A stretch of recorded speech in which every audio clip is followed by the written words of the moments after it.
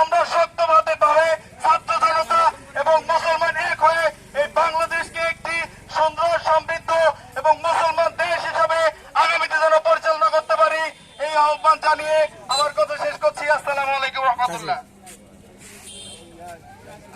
এই পর্যায়ে আমাদের মাঝে রিজাউল ভাই একটু কথা বলবেন। আসসালামু আলাইকুম রহমতুল্লাহ। সম্মানিত ভাইয়েরা আমার, আপনারা জানেন গত পরশু মঙ্গলবার আমাদের অ্যাডভোকেট সাইফুল ইসলাম হানিফ ভাইকে চট্টগ্রাম আদালত প্রাঙ্গণে কিভাবে নির্মমভাবে পিটিয়ে জবাই করে তাকে হত্যা করা হয়েছে।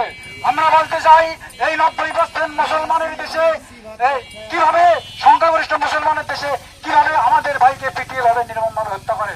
আমরা এর তীব্র নিন্দা এবং প্রতিবাদ চাই এবং এই হত্যার সাথে যারা জড়িত তাদের চিহ্নিত করে সে সকল অপরাধীকে গ্রেপ্তার করে দ্রুত বিচারের আওতায় আনতে হবে। সম্মানিত ভাইরা আমার, এই ইসকন নামে একটি সংগঠন, তারা সংগঠনের নাম দিয়েছে আমরা একটা